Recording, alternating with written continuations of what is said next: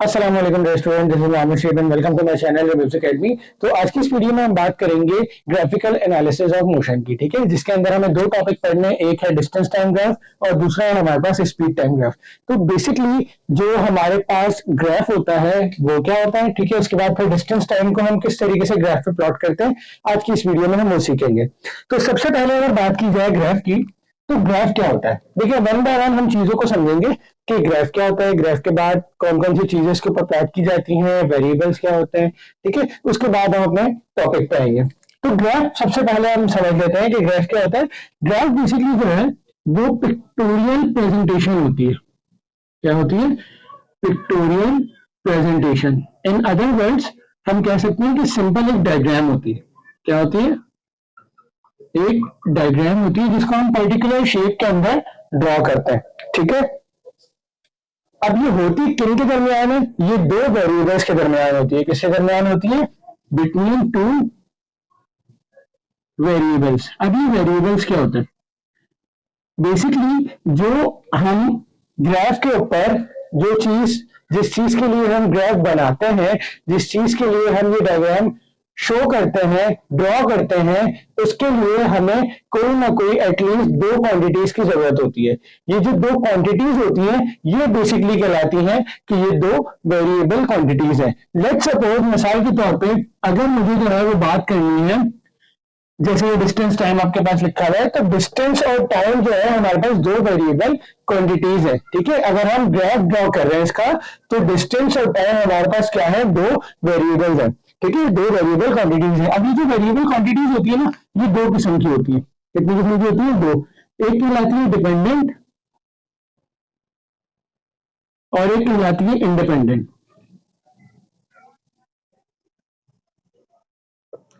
Dependent quantities या dependent variables वो variable होते हैं जो किसी दूसरे के ऊपर डिपेंड करते हैं, जबकि इंडिपेंडेंट जो होते हैं वो वेरिएबल होते हैं जो किसी के ऊपर डिपेंड नहीं करते। लेट्स सपोज अगर हम बात करें ये डिस्टेंस टाइम ग्राफ की, तो टाइम अगर मिसाल के तौर पे एक बॉडी जो है वो रेस्ट की हालत में है, तो अगर वो रुकी हुई है, जैसे मिसाल के तौर पर मैं रुका हुआ हूं, तो इसका मतलब है कि टाइम स्टॉप हो गया।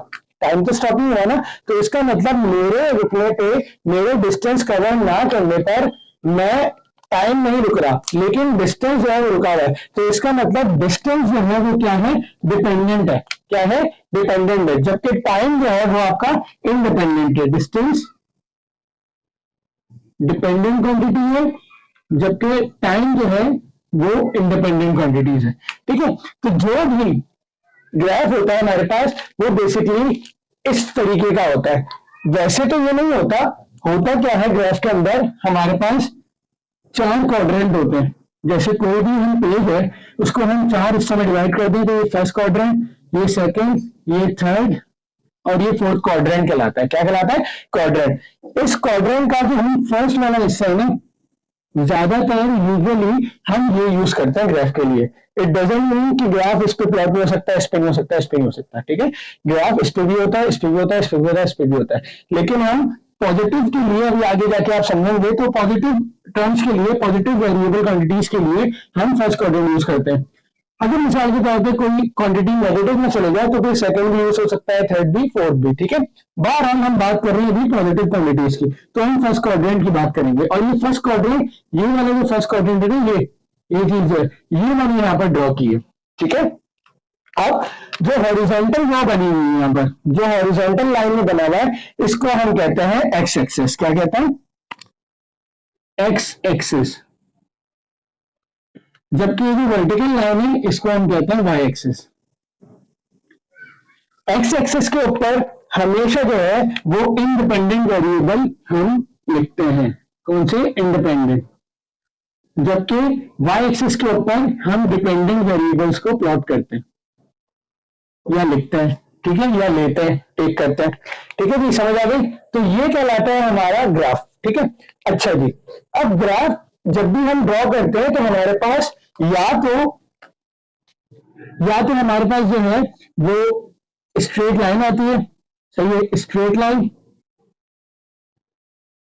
या हमारे पास कर्व आता है, या एक्सेट्रा कोई भी शेप आ सकता है, अनइवन क्या नाम है शेप भी हमारे पास आ सकता है। तो ये जो शेप्स आती हैं इस ग्राफ के ऊपर, ये जो शेप्स आती हैं इन ग्राफ्स के ऊपर, इनको हम नाम देते हैं, ये कहलाती है स्लोप। क्या कहलाती है? स्लोप। और ये जो स्लोप होता है इसको बेसिकली हम कैलकुलेट कैसे करते हैं? y divided by x। ये y डिवाइडेड बाय x क्या है कि y के ऊपर जो टर्म मौजूद है उसको हम x की टर्म से डिवाइड कर देंगे तो हमारे पास स्लोप आ जाएगा। ठीक है, ये बात समझ आ गई। In case of distance time graph, अगर हम डिस्टेंस टाइम की बात कर रहे हैं तो मैंने जैसे बताया कि हम डिपेंडेंट कौन सा है? डिस्टेंस। तो डिस्टेंस को हम हमेशा y एक्सिस पे डिनोट करेंगे। ठीक है, तो y की जगह हम डिस्टेंस लिख देते हैं, तो डिस्टेंस, x की जगह क्या लिखूंगा? टाइम। तो डिस्टेंस अपॉन टाइम हमारे पास क्या होती है? स्पीड होती है। ठीक है, स्पीड। और इन सच केसेस हम क्या करते हैं, जब बात करते हैं, अज्यूम करते हैं कि स्ट्रेट लाइन की बात हो रही है, तो जब हम स्ट्रेट लाइन की बात करते हैं तो डिस्टेंस जो होता है हमारे पास वो डिस्प्लेसमेंट के बराबर हो जाता है, और स्पीड जो है वो हमारे पास बराबर हो जाती है वेलोसिटी के। ठीक है, तो अगर हम स्पीड की बात करें और वेलोसिटी की बात करें, इस केस में एक ही बात है। तो यहाँ पर स्पीड होगी या फिर जो है हमारे पास वेलोसिटी होगी। ठीक है, मतलब जो स्लोप आएगा इस पे जो भी आएगा, चाहे ऐसे है, चाहे स्ट्रेट लाइन है, चाहे ऐसे है, जो भी यहाँ पर स्लोप हमारे पास आएगा वो कहलाएगा हमारे पास, वो स्लोप कहलाएगा हमारे पास वेलोसिटी, या स्पीड कह सकते हैं हम उसको, कि वो जो आई है वैल्यू वो हमारी स्पीड या वेलोसिटी होगी। ठीक है, तो सबसे पहले हमें आपको समझ में आ गया कि ग्राफ क्या होता है, किस तरीके से इसके अंदर क्वांटिटीज होती है, वेरिएबल क्वांटिटीज, क्या क्या चीजें होती है। ठीक है, इसकी प्लॉटिंग हमने पढ़ ली। अब हम बात करते हैं डिस्टेंस टाइम ग्राफ की। तो डिस्टेंस टाइम ग्राफ क्या होता है? Basically the distance time graph shows the distance covered by a body in a given time। ठीक है, ये डिस्टेंस टाइम ग्राफ हमें क्या शो करेगा कि बॉडी जो है वो कितना डिस्टेंस कवर कर रही है कितने टाइम के अंदर। ठीक है, और इसका जो स्लोप आएगा, जो भी हमारे पास स्लोप आता है, जो भी हमारे पास शेप आता है, उसको हम इस तरीके से डिवाइड करके उसका आंसर निकाल लेंगे, और वो आंसर हमारे पास क्या होगा? वो आंसर हमारे पास होगी स्पीड या फिर वेलोसिटी। ठीक है, तो इस केस के अंदर, डिस्टेंस टाइम ग्राफ वाले केस के अंदर हम बात करेंगे टोटल 3 केसेस की। ठीक है, वो 3 केसेस कौन कौन से हैं? नंबर फर्स्ट हमारे पास है जीरो वेलोसिटी। तो जीरो वेलोसिटी को हम कह सकते हैं कि ऑब्जेक्ट या बॉडी एट रेस्ट। ठीक है, यानी कि बॉडी जो है वो रुकी हुई हालत में, जो मैंने एग्जांपल दी थी कि मैं अभी रुका हुआ मिसाल के तौर पे, लेकिन टाइम मूव कर रहा है, तो इस केस में हम बात करेंगे जीरो वेलोसिटी की। ठीक है, नंबर सेकंड केस होगा हमारे पास कि object moving at constant speed. ठीक है, object moving at constant speed. ठीक है, नंबर थर्ड हमारे पास होगा कि object moving at variable speed या नॉन यूनिफॉर्म स्पीड। तो ये टोटल हमें 3 ग्राफ जो है वो इसमें स्टडी करने हैं। ठीक है, इनको प्लॉट करके हमें इसको सीखना है कि किस तरीके से हम इसको ड्रॉ करते हैं। ठीक है, तो आप लोग यहाँ तक जो है वो कॉपी कर सकते हैं। उसके बाद हम बात करेंगे तीनों की, मैं तीनों जो है वो डिवीजन करके दिखाऊंगा। ठीक है, पहला वाला जीरो वेलोसिटी का, फिर कांस्टेंट वाला, फिर वेरिएबल का, फिर उसको हम आपस में कंपेयर करके उसको सीखेंगे कि किस तरीके से हमें ड्रॉ करना है। अच्छा जी, तो आपके सामने अभी तीनों ग्राफ जो है मैंने फिलहाल जो है वो ड्रॉ कर दिए। ठीक है, इस पे हम प्लॉटिंग अब सीखेंगे कि किस तरीके से हम यहाँ पर डिस्टेंस टाइम को क्या कर सकते हैं, रिप्रेजेंट कर सकते हैं। तो पहला वाला, जैसे कि हमने बात की थी कि हम 3 केसेस पढ़ेंगे। पहला वाला केस है जब ऑब्जेक्ट रेस्ट की हालत में। ठीक है, अब आपको समझ में आ गया है कि टाइम डिस्टेंस हमने क्यों लिया है यहाँ पर। ठीक है, डिस्टेंस को नीचे क्यों नहीं लिया, ये भी आपको पता है। ठीक है, अब देखिए यहाँ पर टाइम जो है वो हमने लिखा हुआ है 5, 10, 15। ये हम टाइम जो है वो सेकेंड्स में ले रहे हैं। ठीक है, इसमें ले रहे हैं सेकेंड्स में, जबकि डिस्टेंस हम मीटर में ले रहे हैं। ठीक है, ये मीटर्स में और ये सेकेंड, SEC। राइट, तो अब हो क्या रहा है, देखिए ऑब्जेक्ट रेस्ट की हालत में, मैं कह रहा हूं ऑब्जेक्ट रेस्ट की हालत में, लेट सपोज कि ऑब्जेक्ट ने कोई 10 मीटर का डिस्टेंस कवर किया होगा। लेट सपोज ऑब्जेक्ट ने 10 मीटर का डिस्टेंस कवर किया। अब वो क्या हो गया, रुकी हुई हालत में हो गया। क्या हो गया, स्टैटिक हालत में है, यानी कि रेस्ट की हालत में। तो रेस्ट की हालत में होने के साथ क्या होगा कि अगर वो 10 मीटर के डिस्टेंस पे खड़ा हुआ है या कोई ऑब्जेक्ट स्टे कर रहा है तो क्या टाइम रुका है? नहीं ना, टाइम तो आगे बढ़ता जा रहा है। तो जैसे मिसाल के तौर पर ये 10 स्टे कर रहा है यहाँ पर, ठीक है, अब 5 सेकंड बाद भी वो यहीं पर स्टे कर रहा है, 10 सेकंड बाद भी वो यहीं स्टे कर रहा है, 15 के बाद भी यहाँ पर, 20 के बाद भी यहाँ पर। तो इसका मतलब वो क्या कर रहा है, वो रुकी हुई हालत में मौजूद है, इसमें है रुकी हुई हालत में मौजूद है। तो इसका मतलब अगर मैं इसको प्लॉट करूंगा तो हम क्या करते हैं, जितने भी पॉइंट्स होते हैं ना ग्राफ में उसको ड्रॉ कर देते हैं एक साथ, तो वो हमारे पास स्लोप आ जाता है। तो अगर मैं इसको ड्रॉ करूं तो देखें हमारे पास क्या आ गया, एक स्ट्रेट लाइन आ गई। क्या आ गई? एक स्ट्रेट लाइन हमें यहां से मिली। तो ये स्ट्रेट लाइन जो है वो बेसिकली क्या शो कर रही है कि हमारे पास जो ऑब्जेक्ट है वो रेस्ट की हालत में। ये कैसे हमें पता चल रहा है? क्योंकि वो डिस्टेंस कवर नहीं कर रहा है। अगर वो ऊपर की तरफ जा रहा होता तो इसका मतलब पॉइंट कोई ना कोई ऊपर की तरफ मौजूद होता।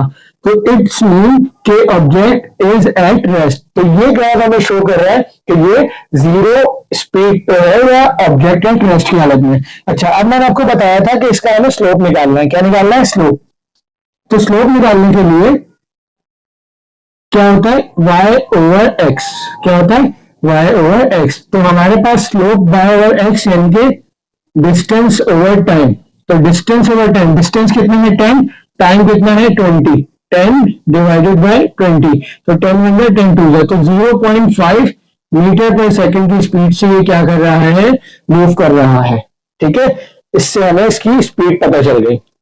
तो सेकंड केस है हमारे पास मूविंग एट कांस्टेंट स्पीड, कि अगर कोई बॉडी या कोई ऑब्जेक्ट जो है वो कांस्टेंट स्पीड के साथ मूव कर रहा है। कांस्टेंट स्पीड के साथ मूव करने का क्या मतलब है कि वो इक्वल डिस्टेंस कवर कर रहा है इक्वल इंटरवल ऑफ टाइम के अंदर। लेट्स सपोज एक बॉडी अभी रेस्ट की हालत में, ठीक है, अभी बॉडी रेस्ट की हालत में, इसने क्या किया, 5 सेकंड बाद 5 मीटर का डिस्टेंस कवर किया। तो 5 सेकंड बाद 5 मीटर का डिस्टेंस इसने कवर किया। ठीक है, इन द सेम वे जब कांस्टेंट स्पीड की बात कर रहे हैं तो वो अगले 5 सेकंड में भी 5 मीटर का डिस्टेंस कवर करेगा। मतलब अगर हम अगले 5 सेकंड की बात करें तो ये 10 मीटर पे आ जाएगा। ठीक है, समझ आ रही है? उसके बाद अगले 5 की बात करें तो ये 15 पे आ जाएगा। उसके बाद अगले 5 की बात करें तो ये 20 पे आ जाएगा। तो ये क्या कर रहा है, ये एक ऐसे कर्व दे रहा है। इट्स मीन कि हमारे पास जो ऑब्जेक्ट है वो कांस्टेंट स्पीड के साथ मूव कर रहा है। देखें 5 सेकंड था तो 5 मीटर, 10 सेकंड था तो 10 मीटर, 15 सेकंड था तो 15 मीटर, 20 सेकंड था तो 20 मीटर। तो ये ग्राफ हमें शो कर रहा है कि ऑब्जेक्ट हमारे साथ, जो ऑब्जेक्ट है हमारे पास वो कांस्टेंट स्पीड के साथ मूव कर रहा है। अब इसका हम स्लोप निकालते हैं। तो स्लोप देखें, स्लोप आपको पता चल गया ना, डी ओवर टी। तो डी ओवर टी, डी हमारे पास क्या है 20, टाइम कितना है 20। तो आंसर क्या आ गया हमारे पास 1 मीटर पर सेकंड। ठीक है, तो सीन object moving at constant speed. Number third है हमारे पास moving at variable speed. Variable speed का मतलब आपको समझ में आ गया होगा कि object unequal equal interval of time में अनइक्वल डिस्टेंस कवर करेगा। ठीक है, यानी कि 5 सेकंड है तो लेट्स सपोज इसने 10 मीटर का डिस्टेंस कवर किया। ठीक है, 10 सेकंड में इसने 12 मीटर का डिस्टेंस कवर किया। 15 सेकंड में इसने 20 मीटर तक का डिस्टेंस कवर किया। फिर 20 के बाद इसने 21 का डिस्टेंस कवर किया। तो आप इसमें देख रहे हैं कि यहां पर जो ग्राफ प्लॉट हो रहा है वो अनइवन आ रहा है। ठीक है, ना ही स्ट्रेट लाइन है ना ही कोई कर्व है। ठीक है, ना ही कोई यहाँ पर इस तरीके से कर्व बन रहा है ना ही कोई स्ट्रेट लाइन ड्रॉ हो रही है। ठीक है, तो ऐसे ग्राफ को हम कहते हैं कि ये ग्राफ शो कर रहा है कि object moving at variable speed. और ये दिख भी रहा है साफ कि देखिए 5 सेकंड के अंदर इसने कोई डिस्टेंस कवर किया था, लेकिन 5 सेकंड बाद इसने 10 का कवर किया, फिर 10 के बाद 12 का, फिर 15 के बाद 20 का, फिर 20 के बाद 21 का। तो ये मुख्तलिफ टाइम इंटरवल्स में मुख्तलिफ डिस्टेंसेस को कवर कर रहा है। ठीक है, तो इसके अगर हम स्लोप की बात करें तो डी ओवर टी, डी कितना है हमारे पास, मैंने आपको बताया 21। ठीक है, और ये क्या है 20। तो 20 को जब हम 21 से डिवाइड करेंगे तो हमारे पास आंसर आ जाएगा कुछ 1 पॉइंट समथिंग। ठीक है, तो ये हो गया हमारे पास मूविंग एट वेरिएबल स्पीड। तो इस तरीके से हम ग्राफ को जो है वो प्लॉट करते हैं किसी भी जब हमें डिस्टेंस और टाइम दिया जाता है तो हम इस तरीके से भी जो है वो स्पीड को निकाल सकते हैं। ठीक है, इस तरीके से ये तो मूविंग एट वेरिएबल स्पीड है, कांस्टेंट स्पीड है, रेस्ट है।